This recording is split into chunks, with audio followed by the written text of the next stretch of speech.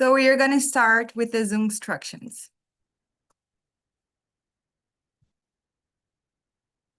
Welcome to your meeting with ICM. The interpretation button should appear at the bottom of your screen, next to the Share Screen button. By clicking on the interpretation button, you can choose the language you would like to hear. The interpretation button will then transform this meeting into the selected language. To change the language you would like to hear again, follow the previous procedure by clicking on that same button. By default, you will hear the selected language at 80% volume and the original audio at 20% volume. If you would like to mute or unmute the original audio, click on the corresponding option within the language button. Enjoy your meeting. Bienvenue à votre réunion avec l'ICM. Comme la réunion propose une interprétation simultanée en français, le bouton Interprétation devrait apparaître en bas de votre écran à côté du bouton Partager l'écran. En cliquant sur le bouton Interprétation, vous pouvez choisir la langue que vous souhaitez entendre. Le bouton Interprétation se transforme alors en la langue sélectionnée. Pour changer à nouveau la langue que vous souhaitez entendre, suivez la procédure précédente en cliquant sur le même bouton. Par défaut, vous entendrez la langue sélectionnée à 80% de volume et l'audio original à 20% de volume. Si vous souhaitez couper ou supprimer l'audio original, cliquez sur l'option correspondante dans le bouton de la langue. Bonne réunion. Bienvenido a su reunión de la ICM.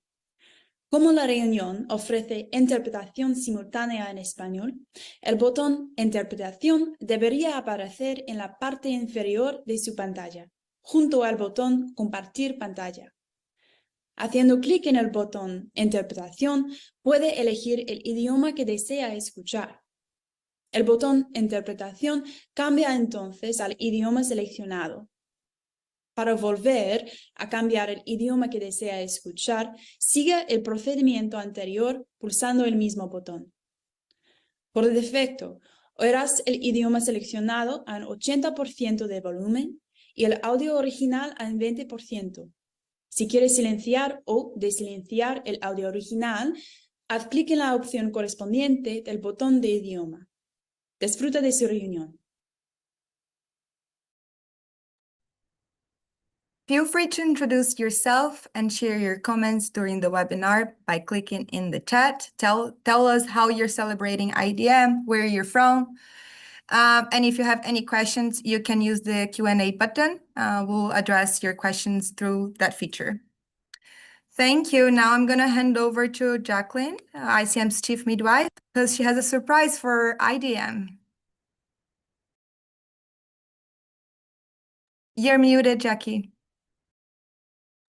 Thank you so much, Bruna. Jacqueline Dunkley-Bent, Chief Midwife at the ICM here. And I just want to share a little with you about how I express myself. We all express ourselves in different ways, some that people know about and some things that others don't know about. And I, in my quiet life, express myself through poem, writing poetry. And I've written something that I hope you enjoy. It's called How Long Will It Take? And it's a representation of my leadership walk in this amazing profession, some of the highs, some of the lows, and you can well imagine when the stakes are high, what I'm really feeling inside. And so the poem, How Long Will It Take? Over to you, Bruna.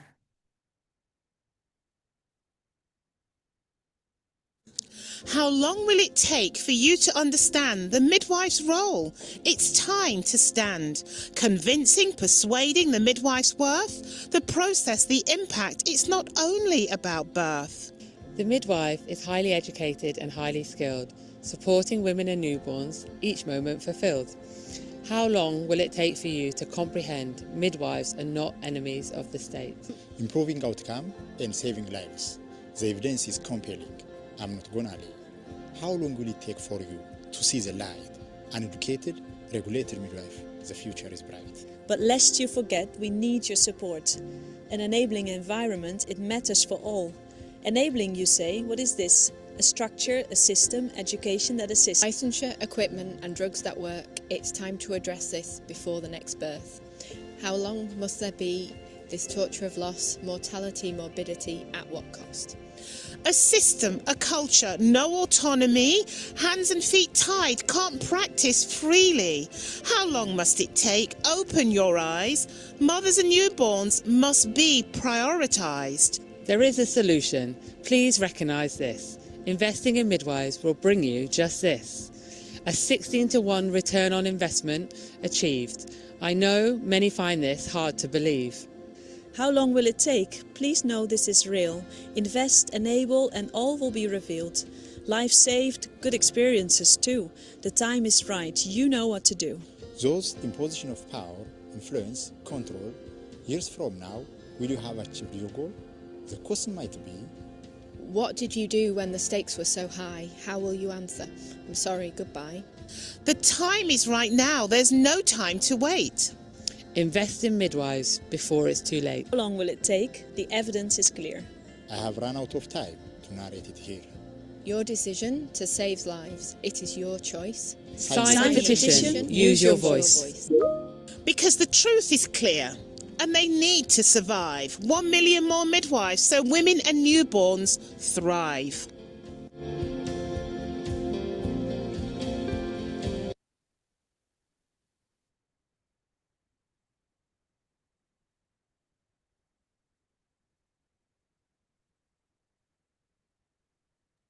Thank you so much for this, Jacqueline. It's lovely. And thank you to all the midwife advisors that performed with Jacqueline the poem. It's really nice. I'd like now hand over to Anna F. Douglas, ICM's Chief Executive. Thank you so much, Bruna, and thank you so much to the midwives at ICM for this absolutely wonderful poem written by you, Jacqueline. Good morning, good day, good afternoon, good night for some of you. I see that we have people all the way from Australia listening in today. Happy Day, International Day of the Midwife. Today, we gather to celebrate the International Day of the Midwife, a day dedicated to recognizing the extraordinary contributions of midwives across the world. This is a day to celebrate our work, our impact, and our profession. But this day is more than celebration as well. It's also a key day to speak clearly about what midwives need and what women and newborns deserve. It is a moment to reflect, to honor, and to reaffirm the essential role midwives play in safeguarding life, health, and dignity everywhere. Today, we recognize the skilled hands that support new life into the world, the compassionate presence that reassures women and families, and the quiet strength that brings together scientific expertise and deeply human care. Midwives stand at the very beginning of life's journey, often in the moments that matters most. In hospitals, in clinics, at homes, and in communities across the globe, midwives uphold a fundamental promise that every woman deserves to feel safe, respected, and supported, and that every newborn deserves the best possible start in life. Midwives are not only skilled health professionals.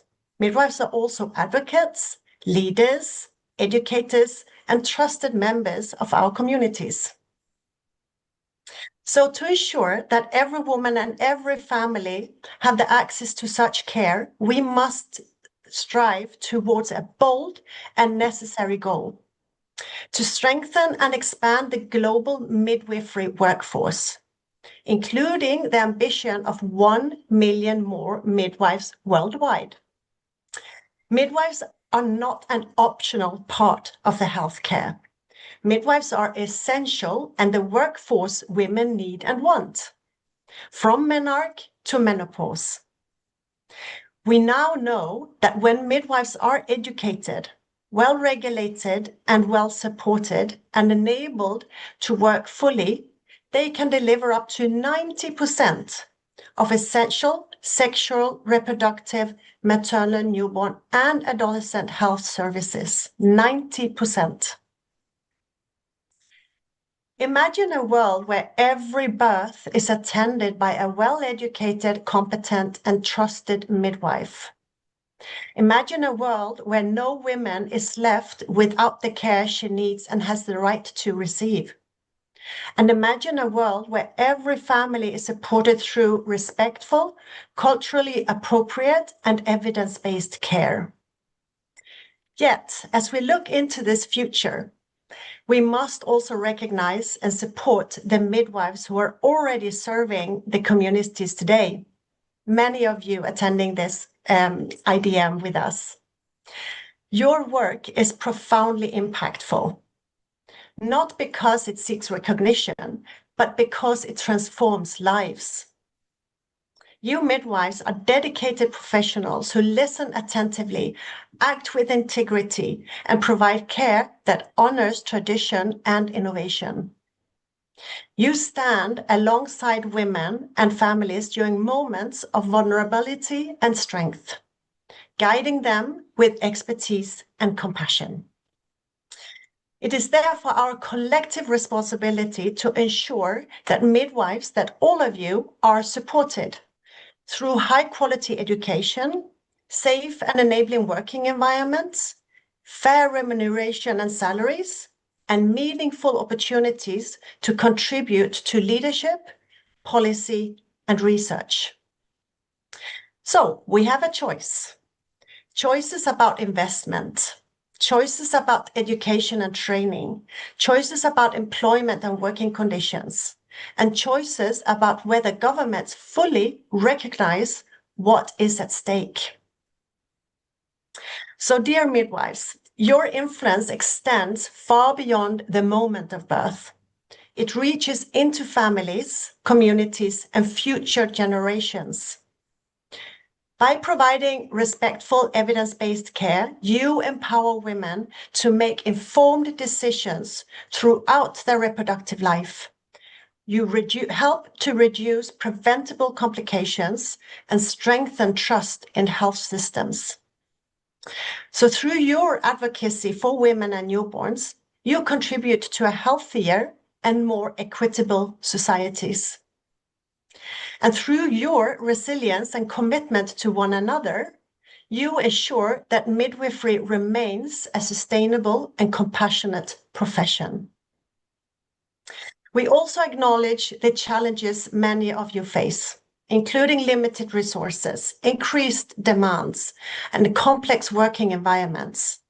Your strength lies not only in your clinical skills, but also in your adaptability, your empathy, and your unwavering dedication.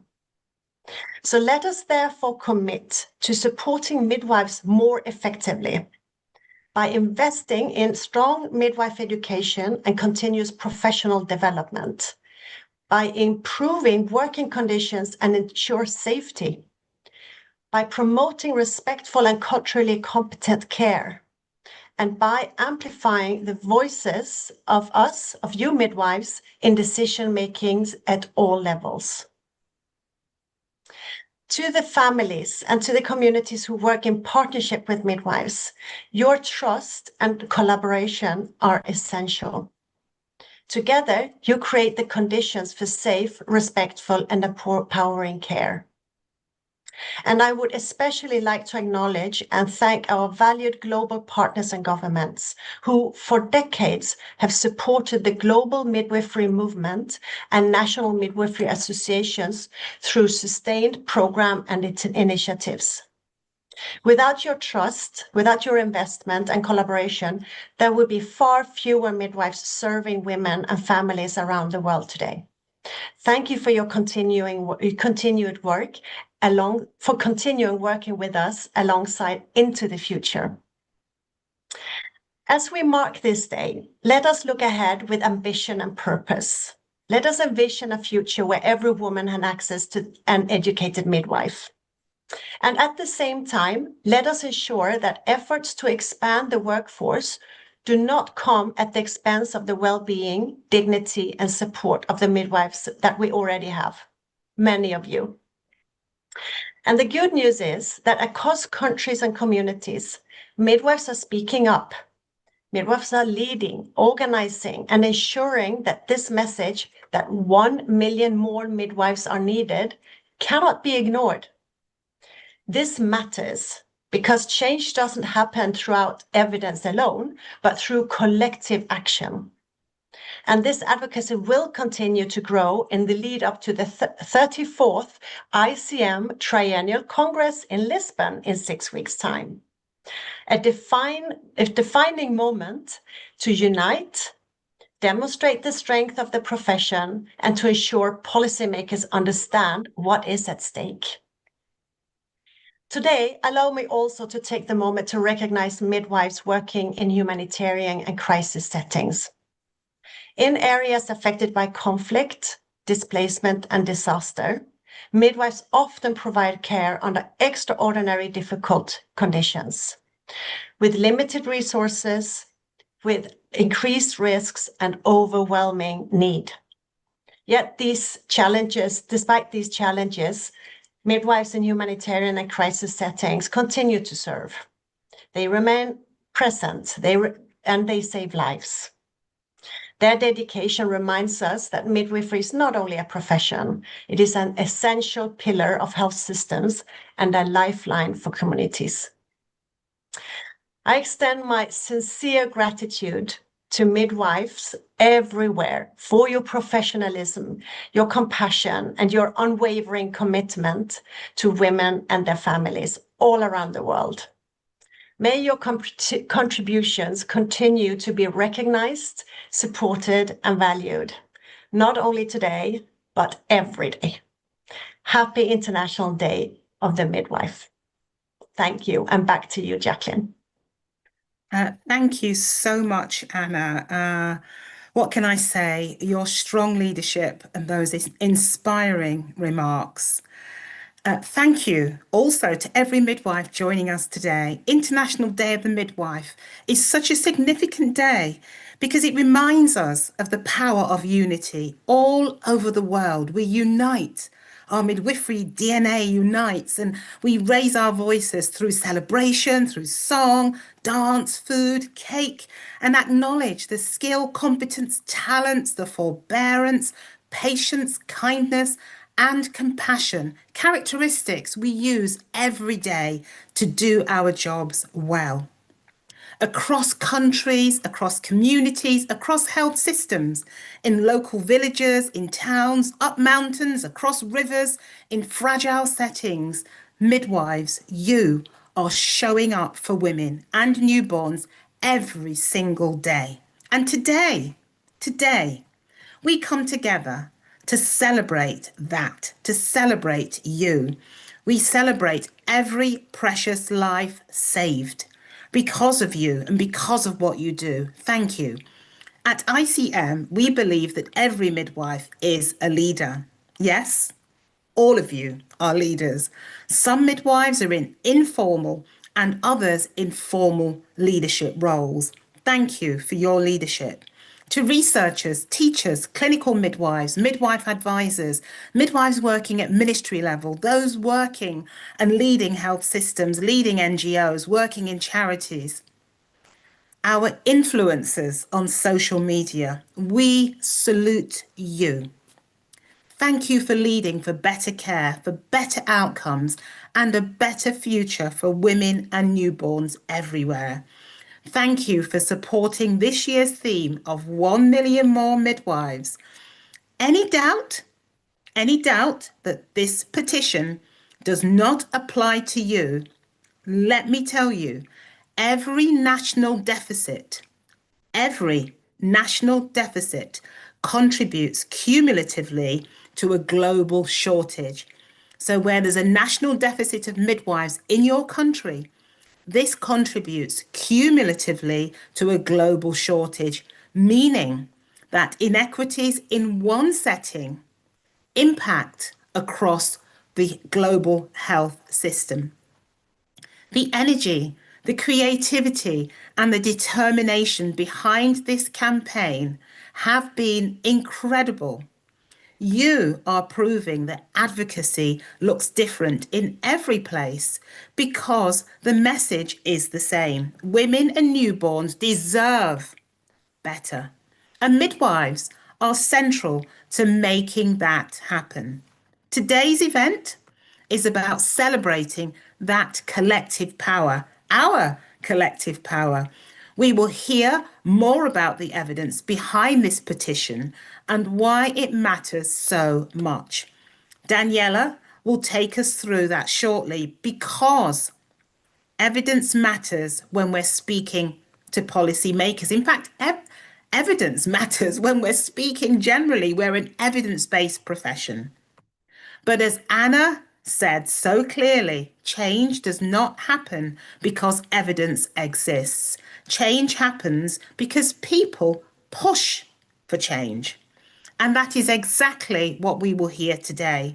You will hear from people who are pushing for change in creative and powerful ways, always shaped behind the realities of their own communities. So, before we continue, I reiterate my thanks to you, and I am very much looking forward to seeing many of you at the 34th ICM Triennial Congress in Lisbon. Congress will be our moment to come together as a global profession, to learn from one another, to celebrate one another, and to keep pushing for change. And speaking of celebration, I am especially excited isn't the word, for the launch of this year's Congress song. Yes, we have a Congress song at the end of today's events. If you're thinking of leaving early, think again. I'm already looking forward to dancing together in Lisbon. Thank you. Thank you from the bottom of my heart and all our hearts for being here today. Thank you for your leadership. Thank you for continuing to push for the future that our profession and women and newborns deserve. Thank you.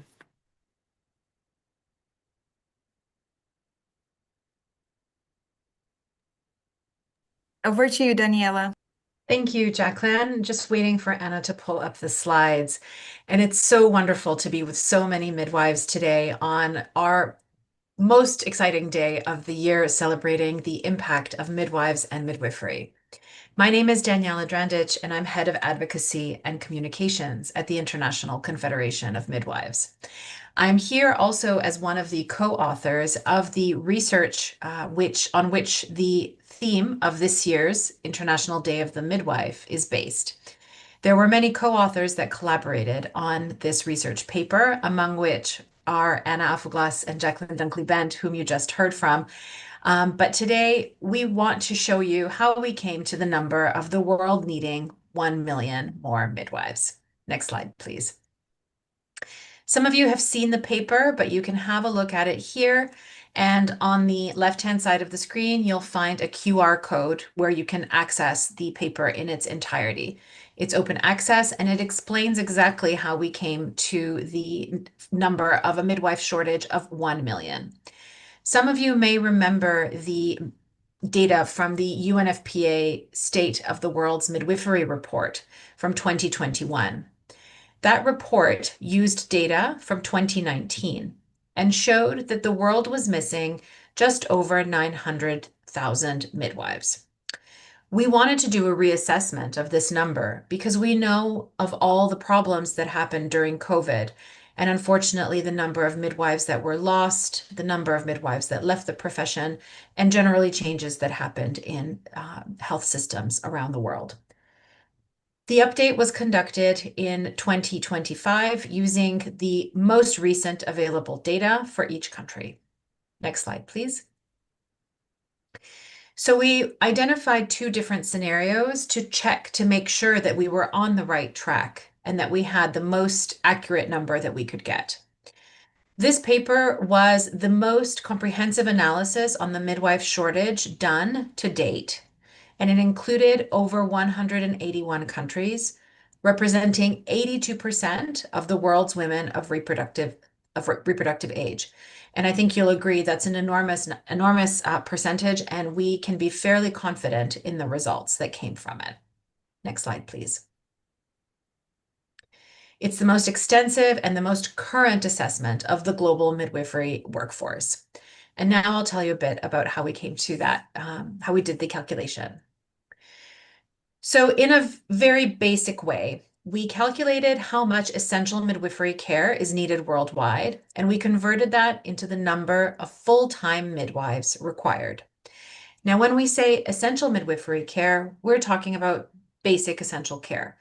What we'd like to do in the future is do a different assessment that would show what would happen if midwives were enabled to practice up to their full scope of practice. But that's a paper we'll do in the future, I hope.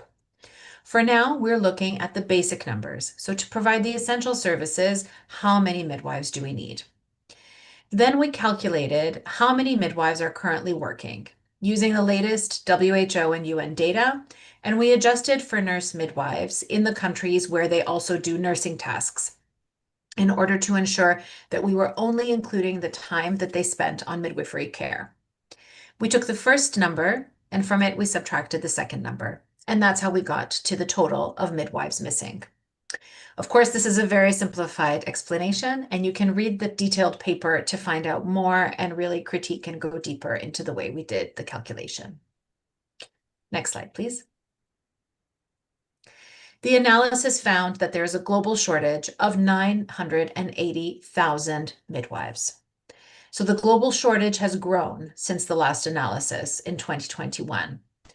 We're not surprised. Next slide, please. Every single region in the world needs more midwives. And when we look at the country level, over half of the countries, 100 out of 181, have a midwife shortage. This is a critical problem. It's not a one country problem. It's not a one region problem. It's a global problem that every region and almost every country is facing in different shapes and forms. Next slide, please. Here we have a breakdown of the regions and the shortage in those regions. In Africa accounts for the highest percentage of the total global shortage, just under 50%. So 47% of the global shortage is in Africa. But there is good news behind that number. The shortage of midwives in Africa has gotten smaller, which means that there are countries and regions that are doing a lot of work to ensure that there are more midwives in the health system. So Africa, while it still has a large percentage of the global shortage, is working very hard to reduce that, which is great news. Every other region also has a shortage, Eastern Mediterranean and Americas. And then the last three on the list have a very small shortage compared to the others. However, it's important to look at the last column, which shows us how many countries have a shortage. And we can see that it's a high number. In Southeast Asia, about 30% of countries have a shortage. In Europe, it's about 20%. And in the Western Pacific, it's just over half. So the global midwife shortage really is a problem that affects almost all of us. Next slide, please. I'll pause here and I will leave it to my colleagues to tell you later about the petition and why it's critical to sign the petition.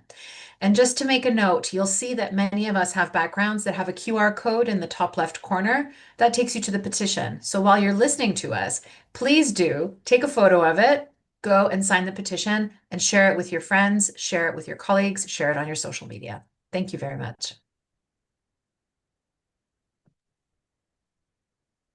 Hello, everyone. Such a pleasure to be here with you and feel the energy of this celebration. So to continue with this great momentum that we're having, now that Daniela has explained a little bit about the numbers behind the petition, I would love to introduce some of the midwives who are pushing really hard to get enough signatures to really create pressure on decision makers. So I will first like to introduce Jeffany.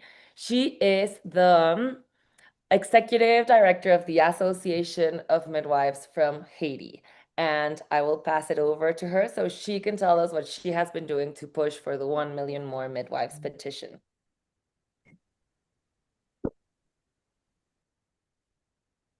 Merci beaucoup, Anna, et je voudrais souhaiter à toutes les sages-femmes et tous les sages-femmes qui nous écoutent aujourd'hui une très heureuse journée internationale de la sage-femme. Et comme Anna l'a dit, je suis Jeftani Mathurin, sage-femme en Haïti et directrice exécutive de l'Association des sages-femmes d'Haïti. Aujourd'hui, je voudrais partager avec vous comment nous, au sein de la SFH, nous avons transformé une campagne mondiale, 1 million de sages-femmes de plus, en un véritable mouvement communautaire.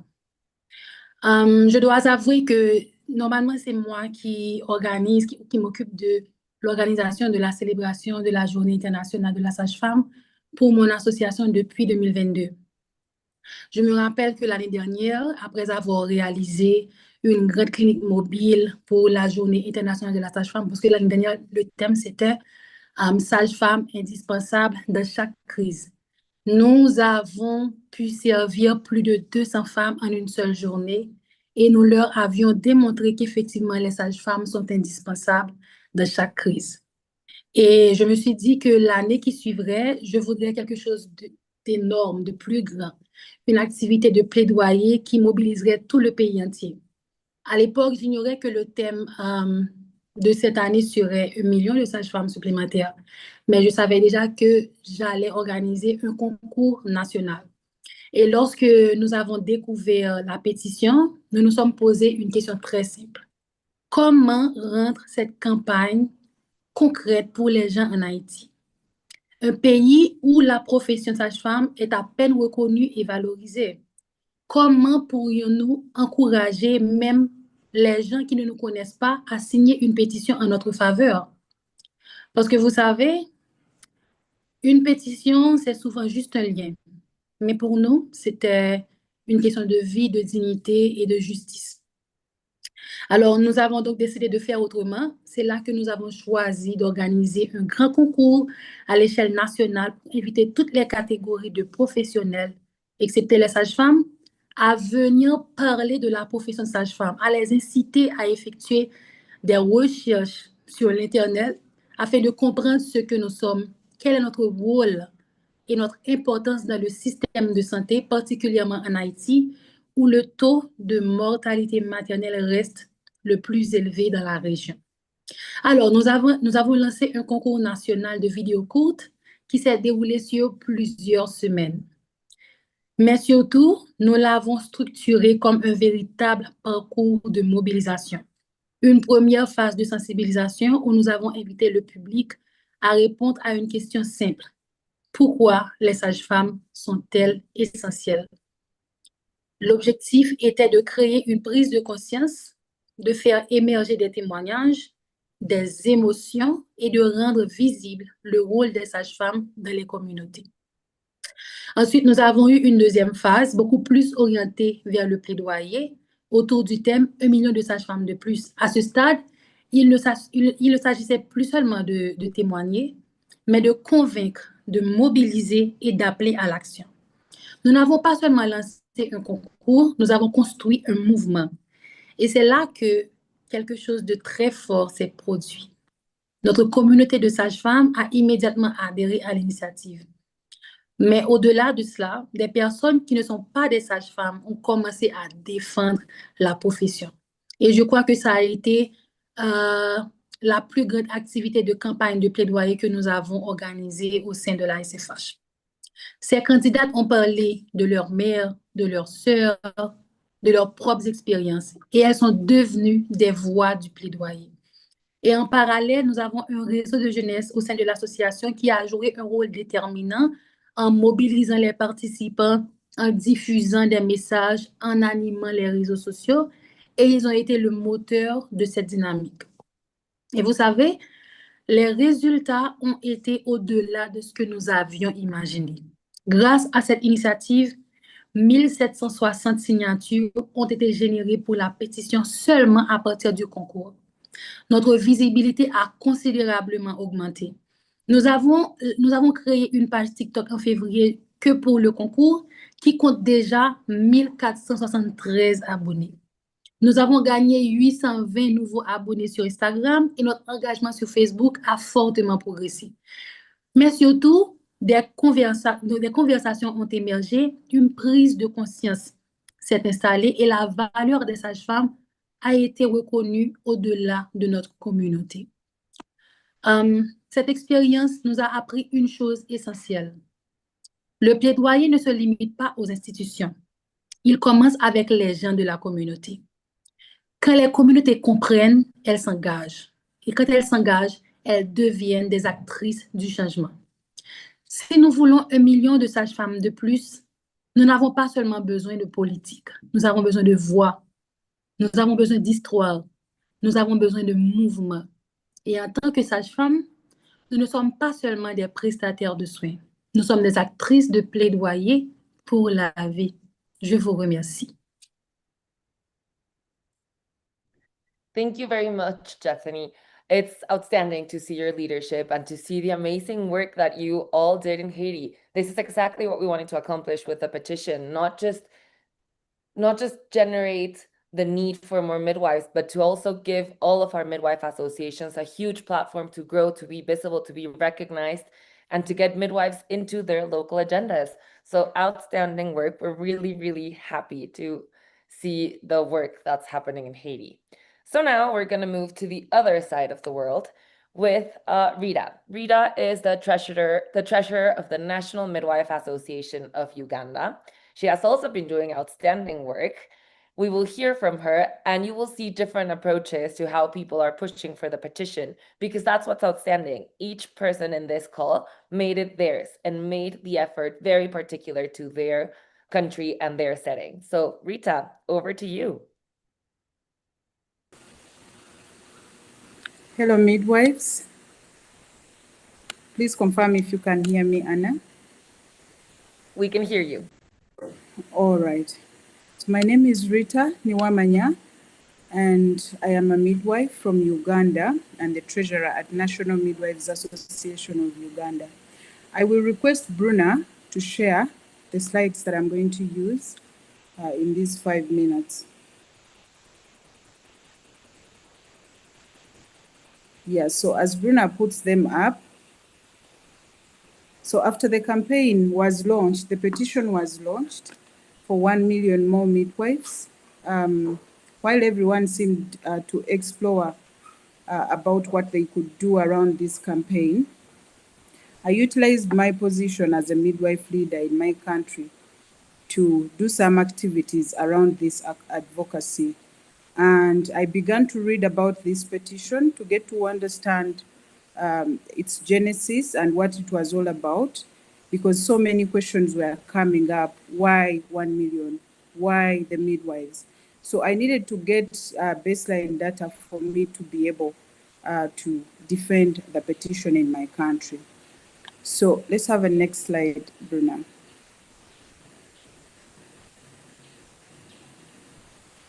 Yes, so this is an advocacy journey in Uganda.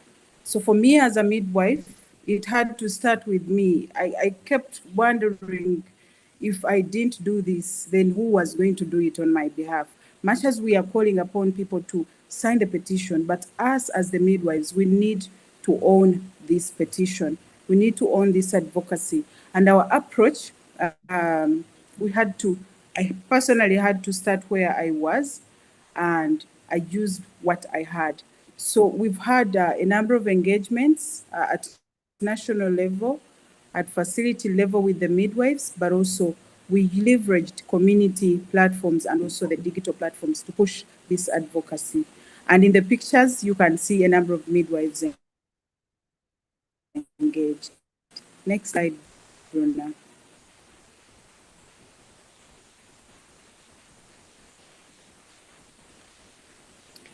So yes, this is our approach. One was to engage the policymakers and the national leadership. And in picture, you can see the chief midwife. That is our lead midwife at the Ministry of Health. But we also engaged a number of commissioners and told them more about this advocacy. And then the second approach we engaged the health workers, and mainly these were midwives, but also other cadres that came to the meetings. In that picture, we had visited one of the national referrals in Uganda. And then at that time, we were also doing community dialogues, and we felt we needed to leverage this space to be able to explain to the community why we need more midwives, and that was another approach. Next slide. So for the policymakers, now this explains our approach. We leveraged existing platforms to reach out to key stakeholders, the commissioners for nursing and midwifery, but also for reproductive and child health, the chief midwife, the leadership at National Midwives Association of Uganda, and the Private Midwives Association. And we also utilized the implementing partners like the UNFPA, who are supporting our activities at that time. So we used the same spaces to be able to push the campaign. Next slide. We have the LMNS platforms. LMNS is the local maternity and neonatal system. And this is platforms where health workers discuss maternal and child health challenges and progress. So we use those platforms to also share messages about the campaign so that we could reach more health workers, more midwives, but also the other cadres. So we integrated advocacy into the ongoing discussions like webinars, and also engaged referral hospitals. We engaged directly with midwives and midwife leaders. And also, we wanted the midwives to be at the forefront of promoting this petition. So we encouraged them to make some posts on their personal social media, but also we utilized the National Midwives Association of Uganda social media handles. We also challenged the MAU communications team to amplify both on their platforms, and these midwives, sorry, these midwives went ahead to make videos about the petition. Next slide.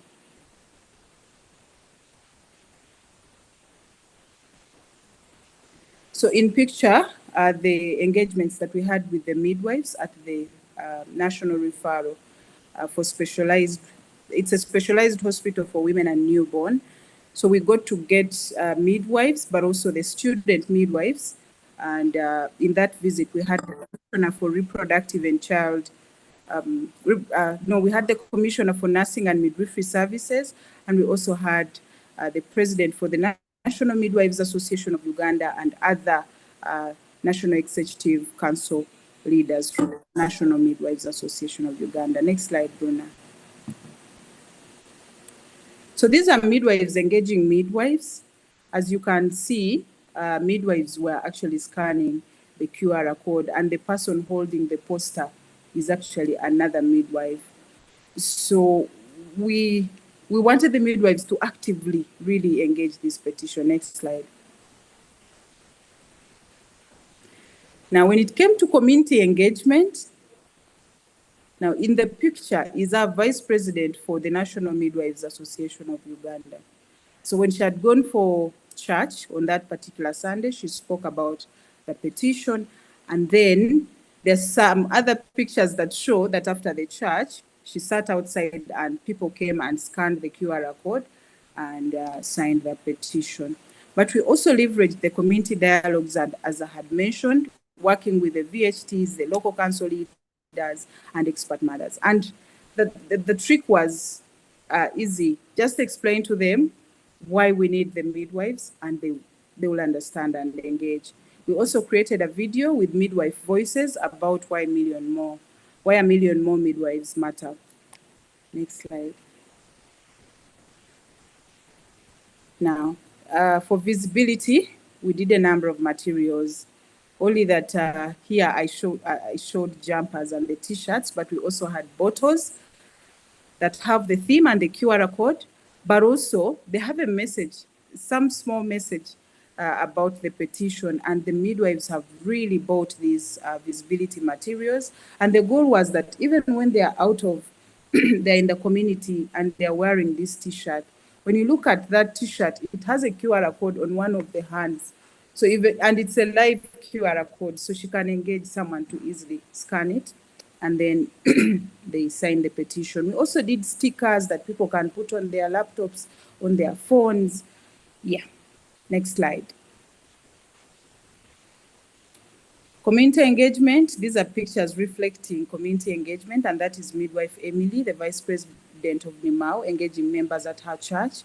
And then in the other picture is Midwife Rita with a community VHT in the community with the petition and moving around for people to sign it. Next slide. And finally, we highlighted the impact and the challenges that we've faced.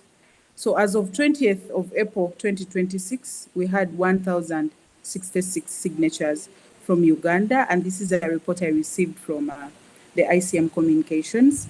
But also we've seen improved awareness and ownership of this petition by the midwives.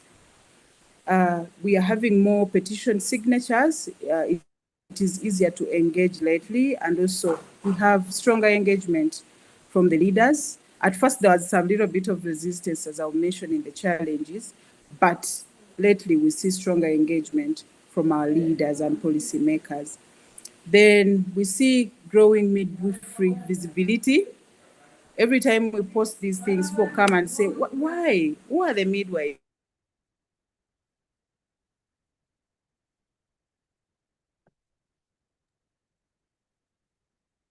I think we lost connection with Rita. Let's give her a couple of seconds to hopefully come back. Rita, are you there? Are you with us? Well, while she comes back, we can first start by celebrating the amazing work that they've been doing, because it's been outstanding. They've been creative. They've done different things all around the country, and they've showed us what advocacy is really all about. So congratulations to Rita and to all of her team. It's outstanding to see the work that you're doing, and we can all use it as inspiration in our own settings. I think Rita is back, if I'm hearing correctly right now. Rita, are you there? Yes, Anna, I'm there. Great. We would love to hear the end of your remarks, for you to tell us the end of the challenges that you faced. So if you want to just speak to them, it would be outstanding.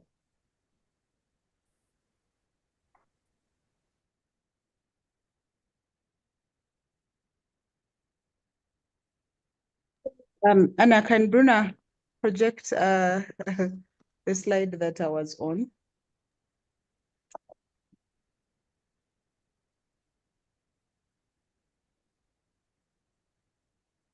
All right. Thank you so much, Bruna. Yeah, so on the impact, there's still growing midwifery visibility, but also Uganda is set to recruit 6,000 midwives in the financial year of 2026-2027. And this was announced last year at the National Safe Motherhood Conference. And also, there's been an update in the updated recruitment structure is being implemented by all districts, and this structure has bigger numbers of midwives on it. And of recent, what I didn't mention here is that of recent we had a co-creation meeting funded by the UNFPA, especially on analyzing the midwifery workforce gap, but also developing a policy brief on recruitment of midwives as one of the critical healthcare cadres. On the challenges faced, initially we had weak political will, and you will face these challenges, dear midwives, in your countries. Sometimes people just wanted to understand why the midwives, why not doctors, why not nurses?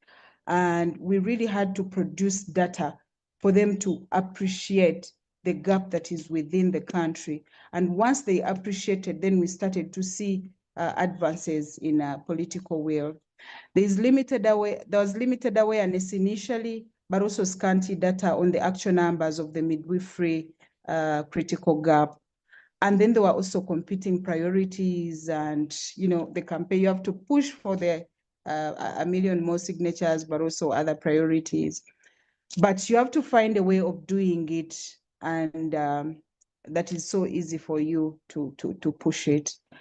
And then there was also engagement fatigue, especially that at the beginning, it was just a few of us talking about this petition. But currently, most of the midwives know about the petition, and we are pushing it together as a team.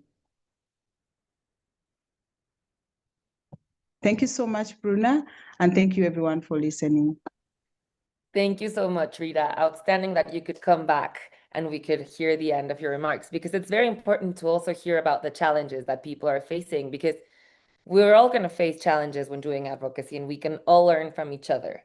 So now, moving along to our last example for today. There are many more examples around the world, but we had to choose some of them that really highlighted the different approaches that are being taken.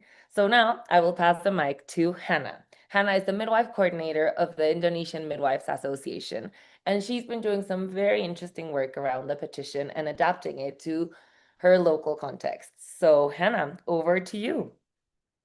Okay, thank you, Anna. I will share my material. Yeah. Can you see my PPT? Yes, we can.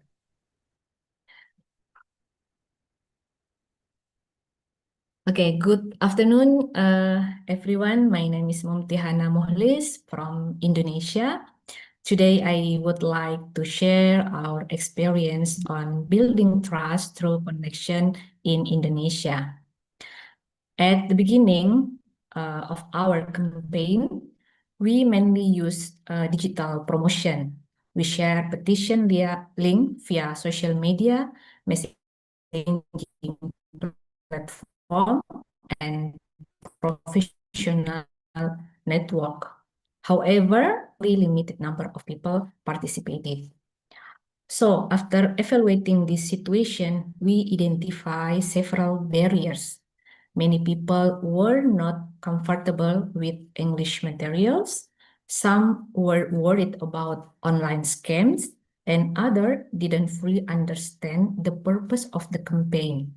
We also realized that people connected less with a digital-only approach.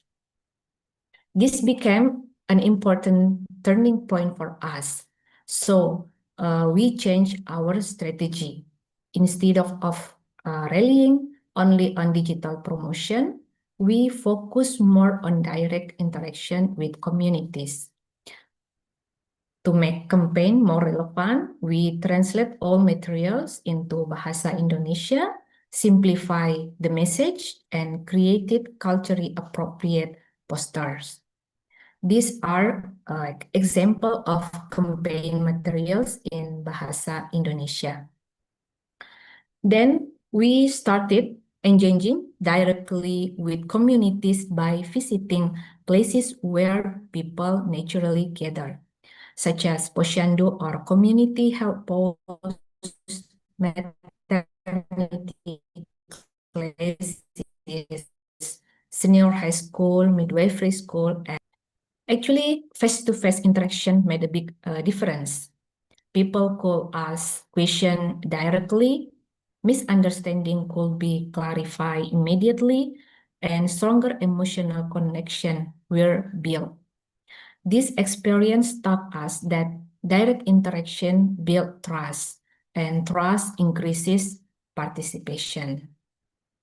Of course, the process not always easy. Advocacy activities require coordination with local leaders and integrating into existing community agendas. We also face limitation in time and resources. To address these challenges, we combine campaign promotion with educational activities. This approach added value to every visit and made community engagement more effective. We also involve young people through school and youth organization. we discussed topics such as adolescent reproductive health and the role of midwife in society. These activities increase awareness of health and midwifery issues, encourage broader youth participation, and strengthen advocacy network. And in some schools where mobile phones were not allowed, we even used paper petition to ensure participation. Another important part of our work was engagement with the midwifery community, including midwifery students, lecturers, and practicing midwives. We introduced the role of midwives globally and the importance of international advocacy. From this experience, we learned several important lessons.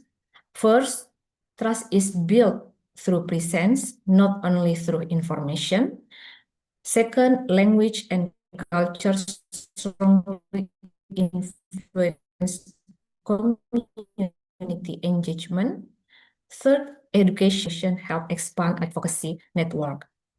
As a result, we saw increased participation, better understanding of campaign goals, stronger community connection, and wider advocacy networks. Yeah, and in closing message, that building trust is truly the key to advocacy. Advocacy is not only about spreading the information, but also about listening, connecting, and empowering communities. Because when people trust the message, they are more willing to take action. So the time to act is now, and together we can make every step count. Thank you so much, and happy IDM to all of you. Thank you. Thank you so much, Hannah. I love the message of when people trust the message, they will take action. I think we can all take that away. What's really impressive about the advocacy that Hannah has been doing is the adaptation that she's done for her local contexts. So, for example, the idea of bringing the petition in a written paper to a school where there's no internet, that just talks about how deeply she understood the needs of how to push it in her community, and we can all learn from her. So thank you so much for this. So after hearing these amazing examples, I hope that we're all very inspired to keep pushing for change. My team is sharing in the chat some of the petition assets so that you can also push in your communities. And we encourage you to do the same that Hannah, Rita, and Jeff have been doing, which is adapt the petition to your local context. Make it yours. Make it feel that, make the need of midwives in your country relevant. So it's not just this global message, it's this need that's coming from the community, which is the reality of where the Million More petition comes from. So we now have a very exciting thing to announce. We are gonna share the Congress song. So I will first introduce Abalone. Abalone is a Norwegian Ethiopian artist and songwriter known for using her music to highlight women and children's rights. So she will tell us a little bit about the inspiration behind the song, and then we will play the song so that we can all enjoy it together. So Avalon, over to you. Thank you so much, Anna. Dear everyone, happy IDM. My name is Avalon Melissa, and I'm the artist and songwriter behind the official Congress song Together, 1 Million More Midwives. And it's truly an honor to be a part of this. First of all, I would just like to thank ICM for giving me the honor of creating the official Congress song. It truly means a lot to be a part of something so meaningful.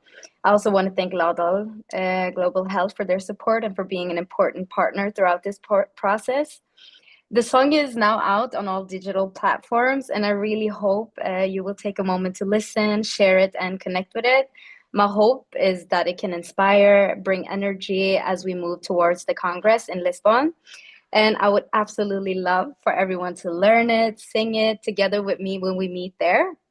When I was first invited to be a part of this, I felt both honored and so excited, especially because I've had the chance to perform at the ICM Congress back in 2017 in Toronto.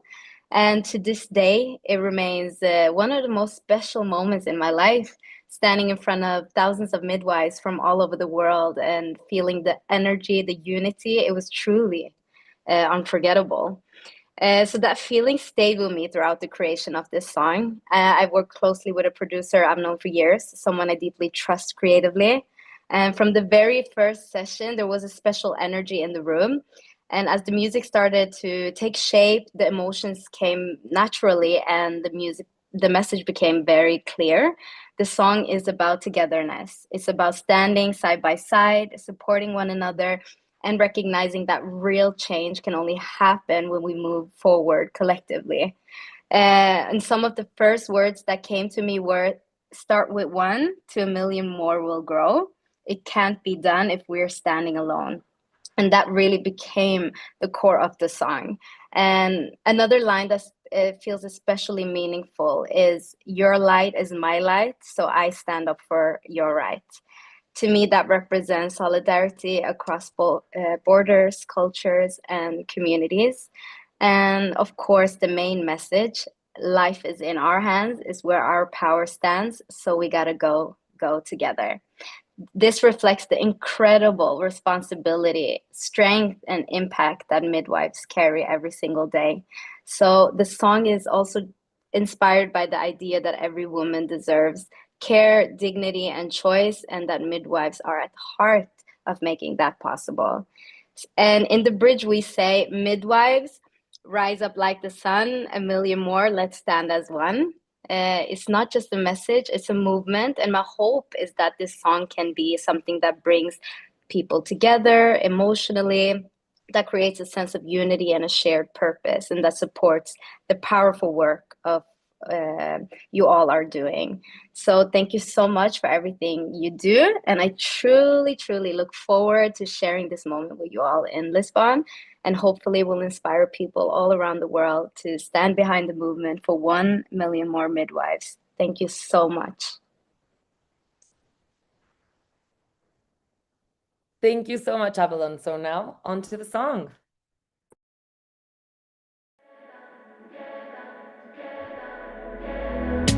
Start with one, to a million more will grow. It can't be done if we stand in alone.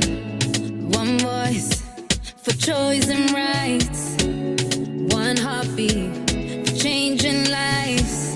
Second by second, minute by minute, yeah. It's critical to see us grow. Your light is my light, so I stand up for your right. Oh, life is in our hands, where our power stands. So we gotta go together. We gotta go, make it last forever. Together, together, together, together, together, together, together, together, together, together, together, together, together, together. Through fire and shine, we are there to hold your hand. When your voice rises, together we will stand with courage and with care. For choices are the dreams we share. Second by second, minute by minute, yeah. Can't lose hope, you got to know. Your light is my light, so I stand up for your right. Oh, life is in our hands, where our power stands. So we gotta go together. We gotta go, make it last forever. Together, together, together, together, together, together, together, together, together, together, together, together, together. Midwives rise up like the sun. A million more, let's stand as one, yeah.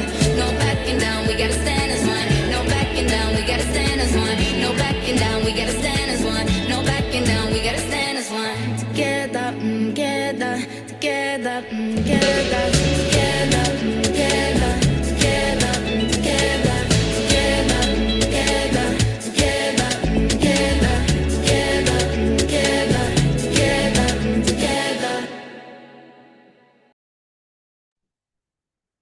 I have chills all over my body just hearing this song for the first time all together, seeing Rita dance on her camera, Avalon singing in hers.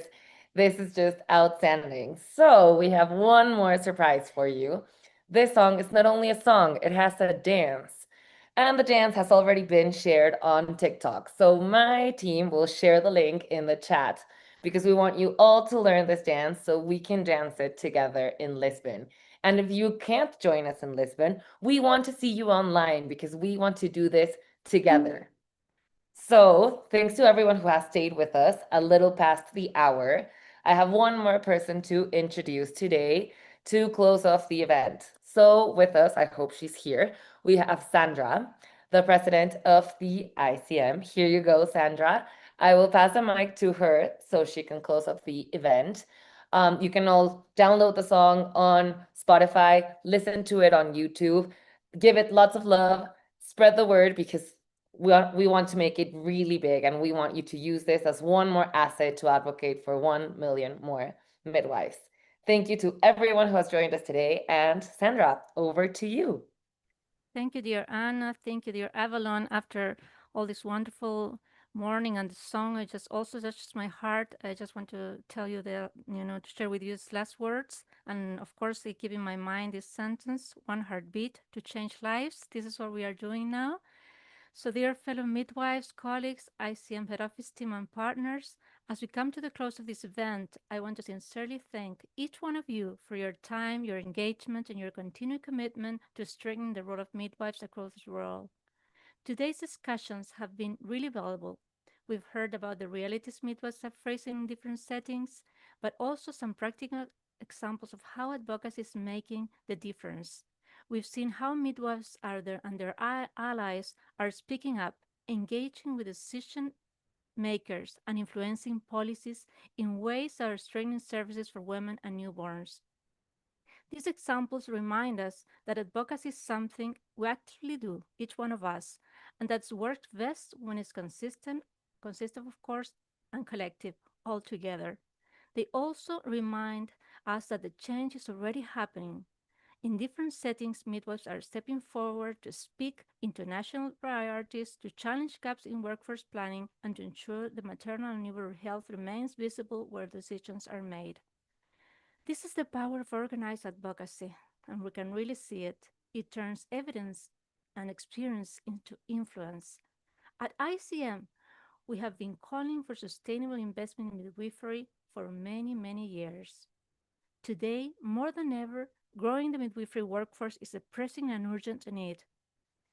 1 million more midwives is not just a campaign, it is a global call for action, based on advocacy, because without enough midwives, we cannot achieve safe childbirth, we cannot reduce preventable death, and we cannot ensure that every woman and newborn receives respectful quality care. What you have heard today reflects both progress and persistent gaps. We see midwives advocating within their own context to expand services, strengthen workforce recognition, and protect quality of care. At the same time, we continue to see systems that are under-resourced, workforce shortages that remain critical, and environments where the voice of midwives is not yet fully heard in decision-making spaces. This is exactly why advocacy must remain at the center of our work. 1 million more midwives is about more than numbers. It is about ensuring that advocacy leads to investment in education, stronger regulatory environments, fair and supporting working conditions, and systems that enable midwives to practice safely and effectively. It is about ensuring that value of midwives is understood not only at the community level, but also in the spaces where budgets are set and policies are shaped. But this vision will not be achieved by ICM alone. It will take sustained advocacy from all of us, from each one of you, midwives, associations, partners, and allies, working together at every level. It will take the continued sharing of examples like the ones we have heard today from our colleagues, and the determination to adapt them, scale them up, and bring them into the context. As we move forward from this event, I encourage you to take these insights back into your own spaces. Use them in your conversations as advocacy with ministers, and with policymakers, in your national associations, in your daily work life. Let them strengthen your arguments and sharpen your asks. Let them remind you that advocacy works when it is consistent, collective, and evidence-based driven. I would like to extend my deepest gratitude to our speakers for the expertise and generosity in sharing their experiences today, and to all of you for your active participation. Your engagement to date is part of a much larger global movement, one that is building momentum every day in every region of the world. I want to end by saying that we are moving into the right direction. We are closer to a world where every woman, every newborn, and every family has access to a care and support of a midwife. Happy International Day of the Midwife, dear colleagues. Thank you very much.